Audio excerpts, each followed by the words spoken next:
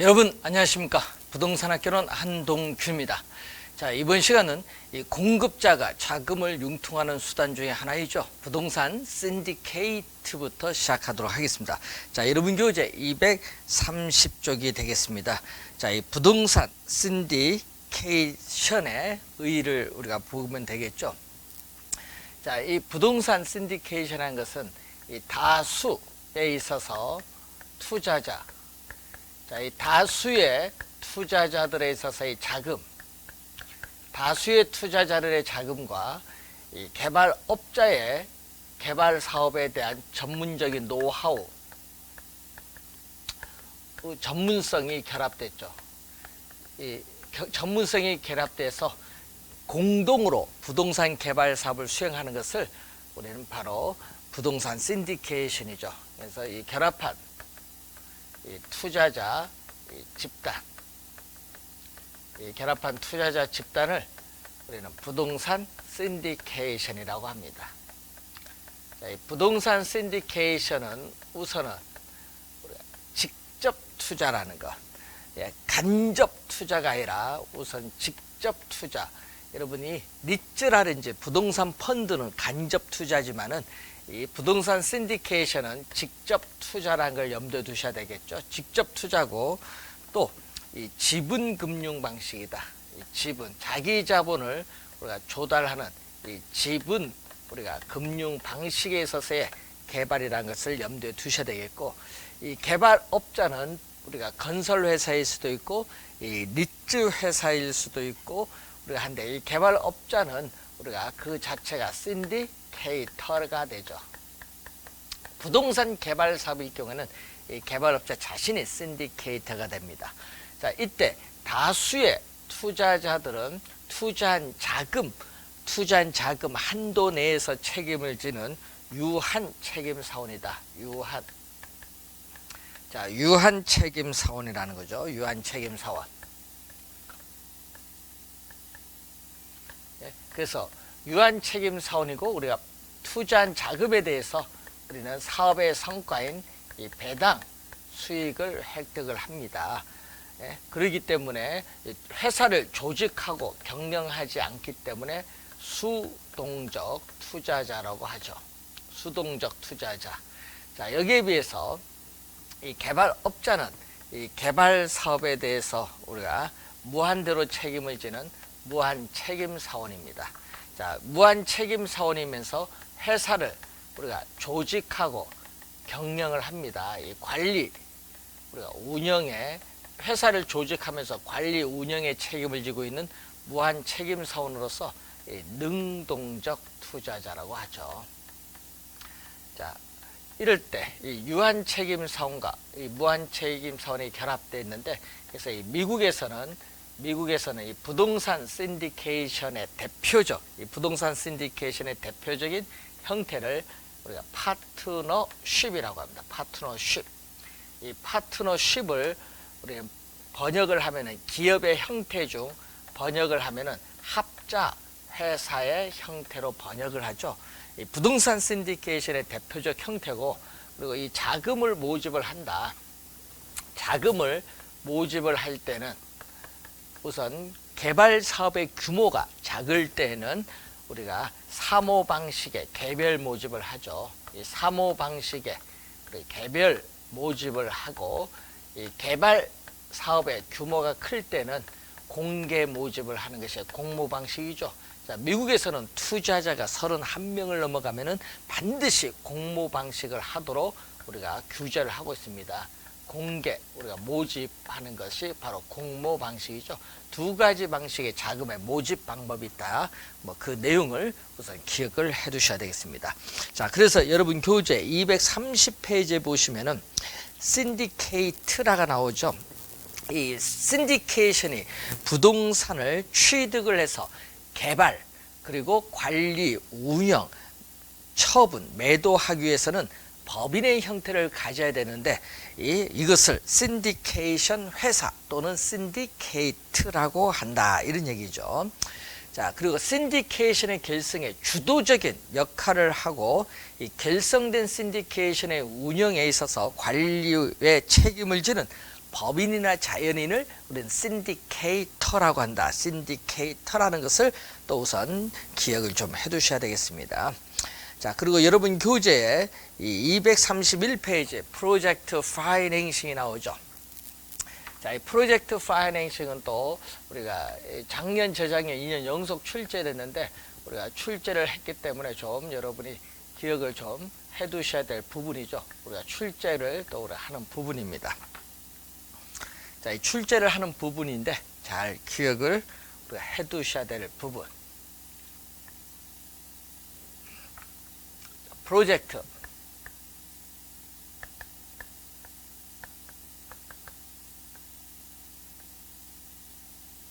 자, 이 프로젝트 우리가 파이낸싱에 대한 내용입니다. 자, 그래서 여러분 교재 우리가 231페이지에 있어서 우리가 내용이 나와 있는 프로젝트 파이낸싱을 우리가 PF라고도 하죠.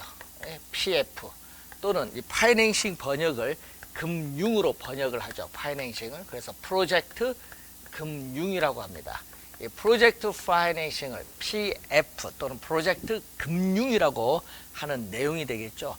그래서 이 프로젝트 파이낸싱은 우리가 부동산을 담보로 하여 금융기관으로부터 우리는 자금을 조달하는 방식이 아니죠. 그래서 부동산 우리가 담보 대출 방식이 아니라는 거. 자, 부동산 담보 대출 방식이 아니라는 걸 꼭 기억을 해 두셔야 됩니다. 자, 그리고 이 프로젝트 파이낸싱은 사업주 또는 스폰서죠. 자, 이 사업주, 이 스폰서가 있는데 이 사업주가 우리가 출자를 하죠.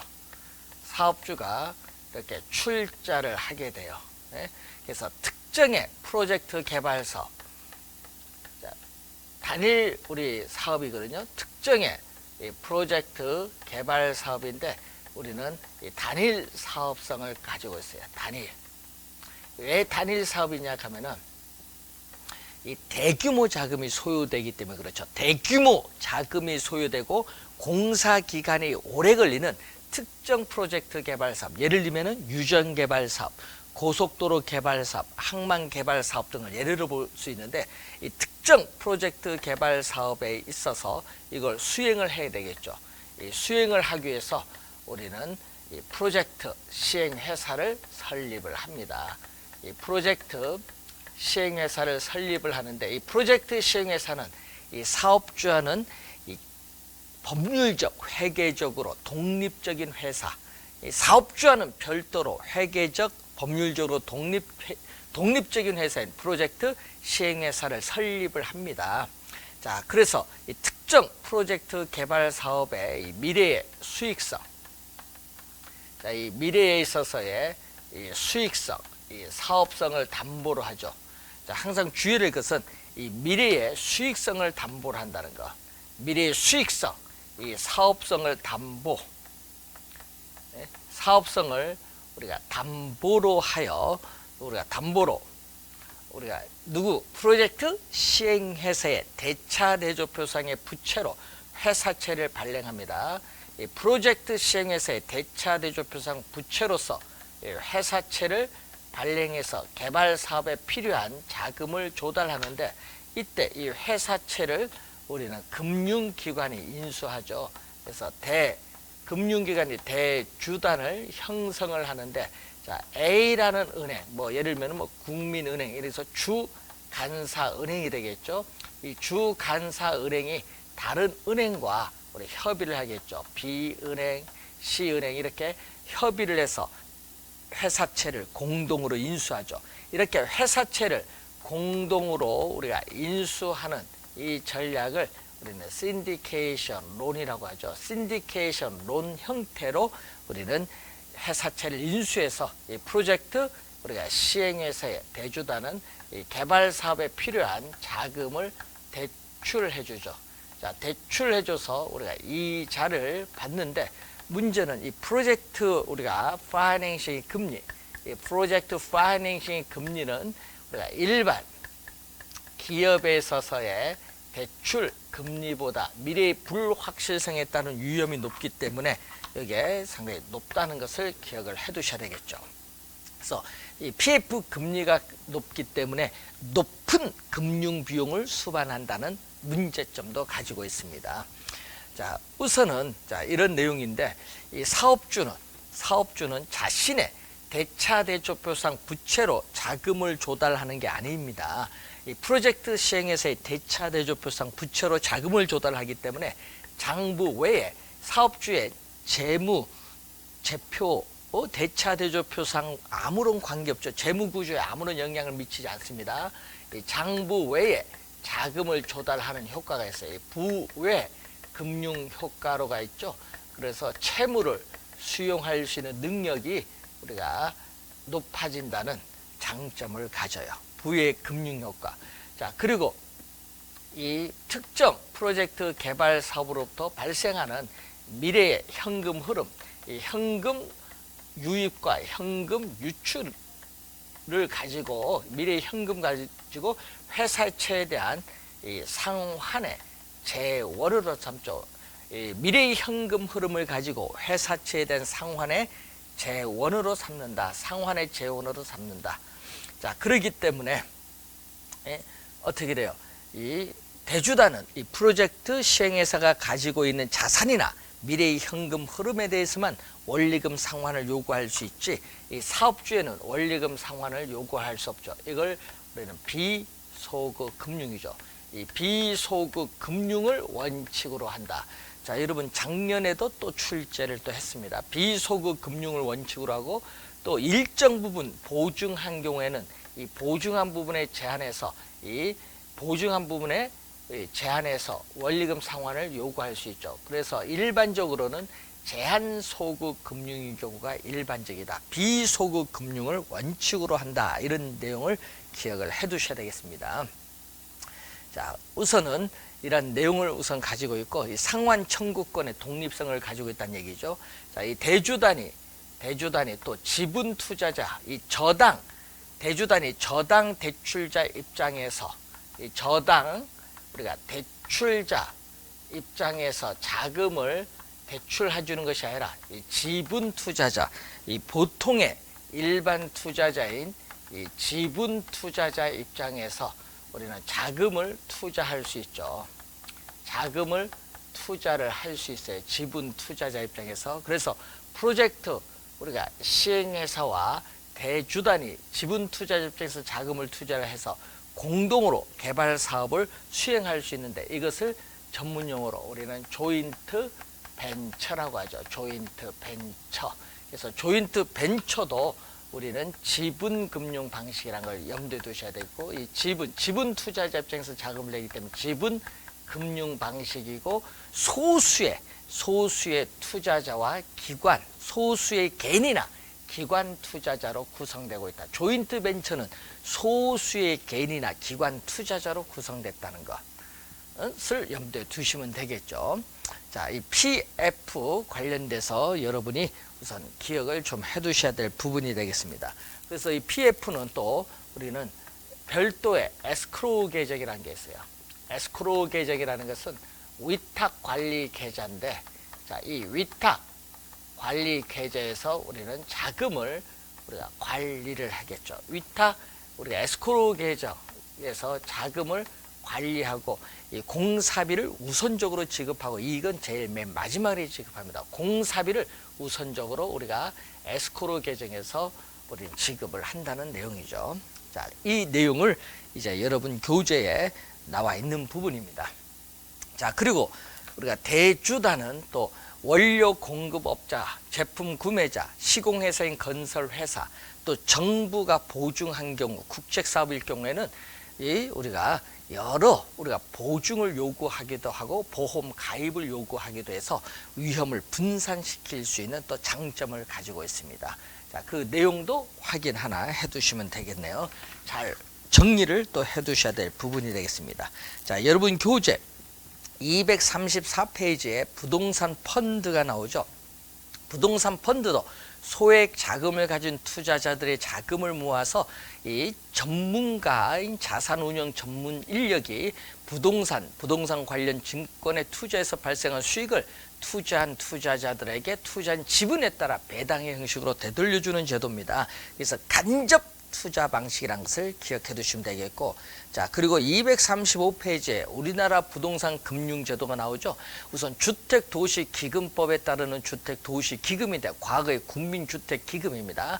이 주택도시기금 한번 우리가 보시면은, 자, 국민의 주거 생활의 안정을 도모하고 이 정부의 주택건설 종합계획을 효과적으로 실시하는데 필요한 자금을 확보하고 이를 원활히 공급하는 데 목적을 두고 있다. 이런 내용이 거기에 나와 있습니다. 자, 주택도시기금 하나 기억해 두시고, 자, 여러분 236페이지에 이 신용보완제도에서의 주택 우리가 건설 보증에 있어서 과거에 대한주택보증 주식회사인데 이것이 작년 7월 1일에 주택도시보증공사로 바뀌었다는 거죠.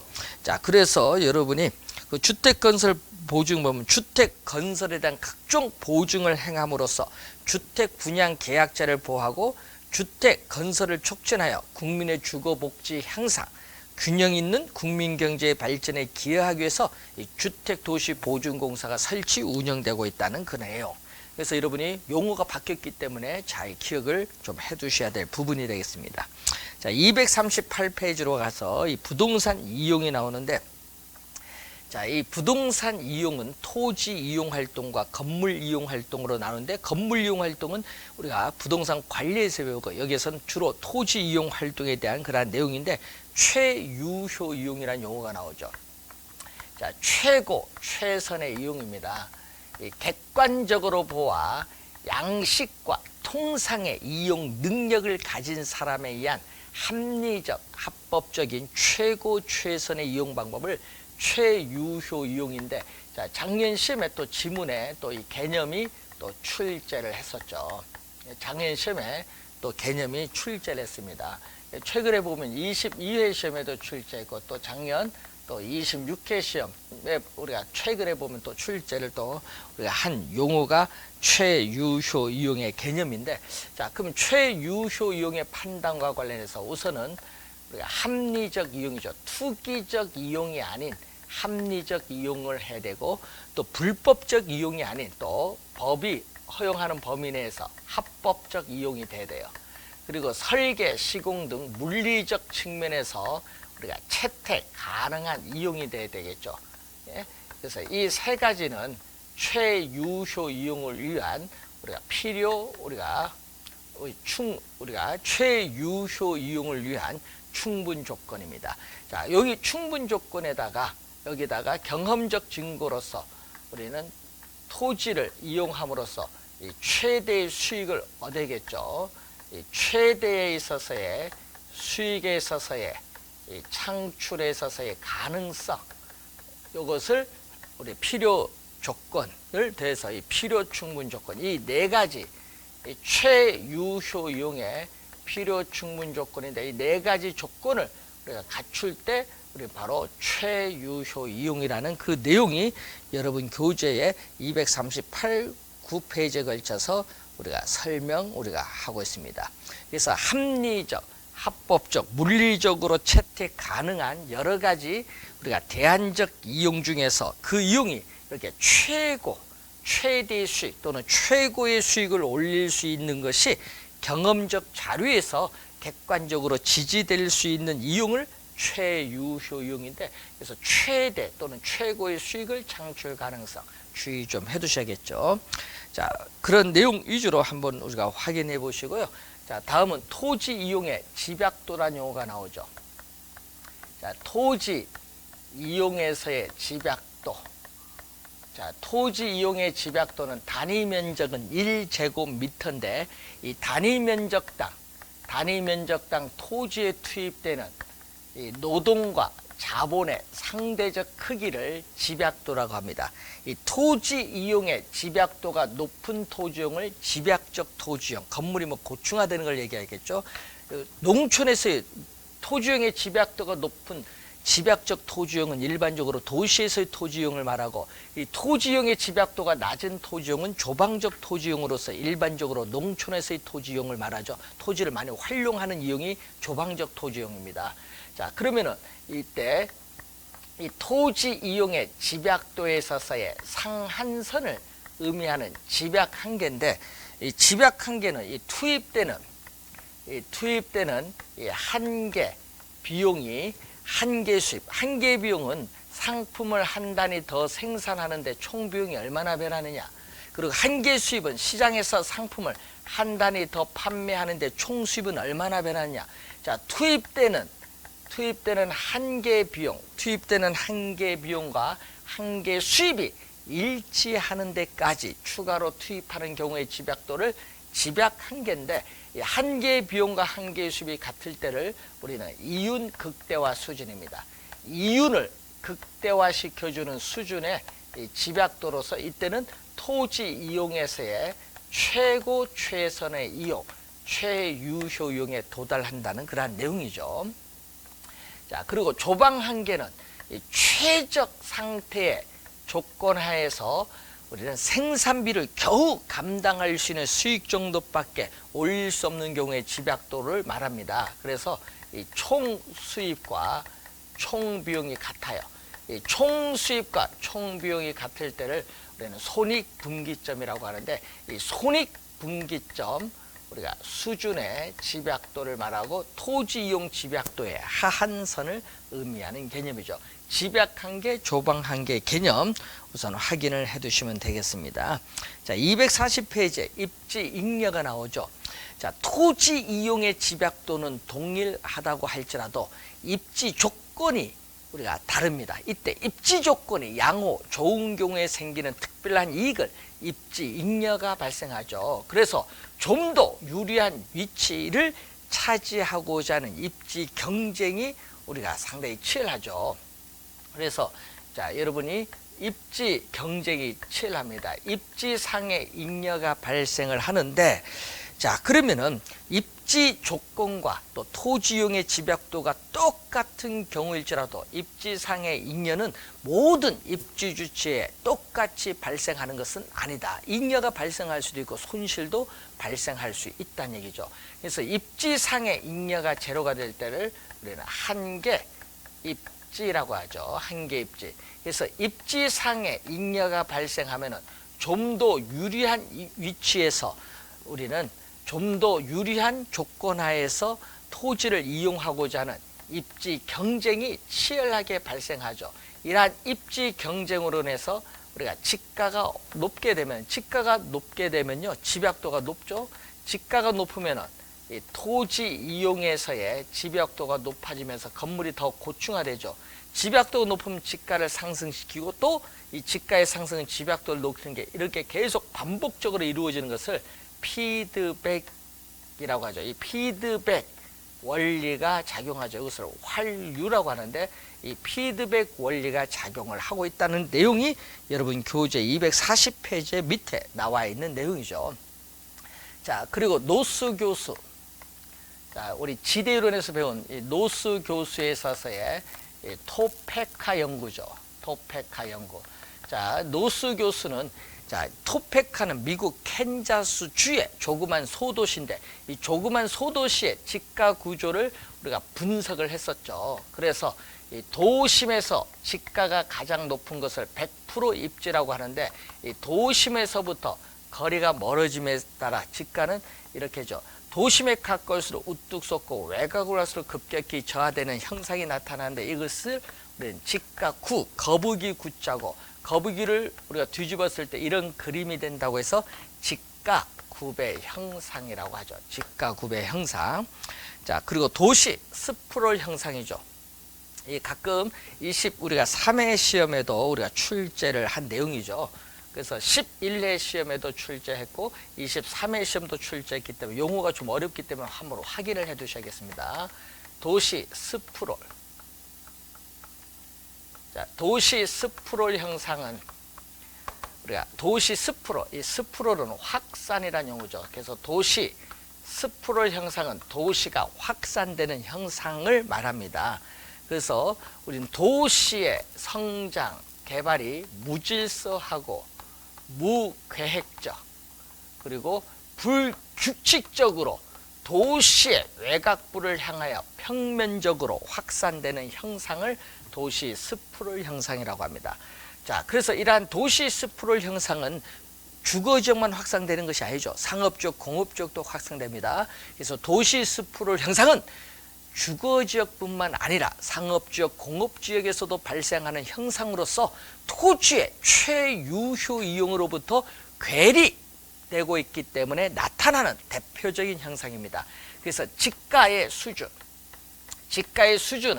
지역의 특성에 따라 다르겠지만 일반적으로는 표준적 우리가 수준에 있어서의 이하를 의미하고 이 밀도, 이 토지 이용에서의 개발 밀도 수준을 보게 되면은 합리적 밀도 수준 또 이하를 얘기하죠. 이하를 의미하는 또 개념입니다. 그래서 이 도시 스프롤의 유형을 보면은 네 가지가 있습니다. 우선은 합리적 밀도 수준 이상으로 인접 토지를 계속 잠식해 나가면서 개발하는 고밀도 연쇄 개발 방식이 있고 또 합리적 밀도 수준 이하로 인접 토지를 계속 잠식해 나가면서 우리 어떻게 돼요? 개발되는 우리 저밀도 연쇄 개발 방식이 있고 또 자동차 전용 도로인 간선도로를 따라서 스프롤이 전개되는 형상이 나타나죠. 자, 간선도로를 따라서 우리 스프롤이 전개되는 형상이 또 나타납니다. 자, 개구리 뛰는 것이 있죠. 이렇게 개구리가 이렇게 폴짝폴짝 뛰는 것처럼 도시 중간중간에 빈 공지를 남기면서 교외로 확산되는 이 개구리 뜀뛰기 개발 방식이 있습니다. 자, 이 개구리 이 뜀뛰기 개발인데 이것을 우리는 전문 용어로 비지적 개발이죠. 날비자를 쓰죠. 비지적 우리는 개발이라고 합니다. 비지적 개발이라고 하죠. 자, 스프롤의 유형인데 그래서 도시 스프롤 형상을 방지하기 위해서는 확산을 방지하기 위해서는 우리 토지 이용의 전환 측면에서 개선해서 건물을 고충한다든지 또는 개발 제한구역, 도시의 무질서한 확산을 방지하는 개발 제한구역을 지정한다든지 뭐 이런 내용을 우선 우리가 확인을 해볼 수 있습니다. 자, 242페이지에 침입적 토지용인데 자, 어떤 지역에 이 새로운 인자가 개입을 하죠. 새로운 인자가 개입을 해서 기존의 토지 이용 주체가 새로운 토지 이용 주체로 변화하는 형상을 침입적 토지 이용이라고 하죠. 그래서 여러분 이 침입적 토지 이용을 우리가 나타나는데 그럼 침입을 유발시키는 인자는 이 지역의 지가 수준이 아주 낮거나 개발 계획이 예정돼 있다든지 강한 흡인력이 있어야 우리는 침입을 유발하죠. 그래서 침입을 할 때는 이 지역에 살고 있는 기존의 원주민들에 있어서의 저항을 초래할 수도 있기 때문에 행정당국과 이 지방자치단체의 행정적 규제와의 관계도 고려해서 우리는 침입을 해야 되겠습니다. 자, 직주 분류와 직주 접근이 나옵니다. 자, 직장과 주택이 분리되죠. 그래서 이 도시화 단계에 있어서 우리는 도시화 단계에서의 이 교외화 단계에서 나타나는 대표적인 현상입니다. 도심의 사무실에 직장을 가지고 있는 근로자가 주택을 도시 외가 교외에 두려는 형상을 말하죠. 그래서 직주 분리 형상에 있어서의 원인으로서는 도심에서의 토지가격이 너무 지나치게 비싸다. 지가 고 형상이라든지 도심의 주거 환경이 악화된다든지 그리고 건축 규제가 강화된다든지 또 도시 외곽으로 교통체계가 발달한다. 전철 노선이 연장된다든지 볼 수 있죠. 그 결과 이 도심에서는 바로 뭐가 발생하죠? 공동화 형상이 나타나죠. 도심의 공동화 형상. 자, 여러분이 이 도너스 가운데 뻥 뚫린 도너스인데 이 가운데 이렇게 뻥 뚫린 도너스인데 자, 이 교외에서 도심의 사무실로 우리가 출근을 하기 때문에 도심의 주간 인구는 맞는데 야간에는 교회로 퇴근하니까 도심이 텅텅 비죠. 도심에서의 주간 인구와 야간 인구의 격차가 크다는 것을 공동화 형상인데 이 모양이 꼭 우리가 도넛 모양 같죠. 그래서 도넛 우리가 형상, 도넛 형상이라고 하죠. 도넛 형상, 공동화 형상, 일명 도넛 형상이라고 하고, 자, 그래서 교회는 퇴근해서 잠만 자는 그러한 형상, 이것을 배드 타운이 형성되죠. 배드 타운, 침상 도시가 형성이 되죠. 침상 도시, 배드 타운화가 이루어집니다. 자, 그래서 도심으로 출근하는데 교통체증이 원인이 돼서 이 소득이 높은 고소득층이 다시 도심으로 들어오는 형상을 직주 접근이라고 하죠. 그래서 도심에서의 주거용 건물의 재개발로 인해서 우리는 어떻게 돼? 재개발되면은 도심에서의 저소득층은 다시 그 건물에 거주하지 못하고 중고소득층으로 대체되는 형상이 나타나는데, 그런 형상을 우리는 뭐라고 하냐? 바로 젠트리피케이션이라고 하죠. 젠트리피케이션. 요즘 뉴스에서 많이 나오는 용어인데, 도심을 다시 재활성화하는 거죠. 도심 재활성화라고 하는데 1950년대 후반에 영국의 누드 글라스라는 학자에서 나타난 용어인데, 이것을 우리는 다시 우리가 도시 회춘화 형상이라고 하죠. 도시 회춘화 형상. 여러분 용어 좀 하나 기억을 해 두셔야 될 부분이 되겠습니다. 자, 이렇게 해서 우리가 부동산에 있어서의 이용에 관련된 기본적 개념이 나타나는데, 이 정도의 개념 정도는 가볍게 여러분 정리를 해 두시면 되겠습니다. 자, 이렇게 해서 여러분이 이번 시간은 마치고 다음 시간에는 부동산 개발이죠. 244페이지 개발부터 진행하도록 하겠습니다. 수고 많으셨습니다.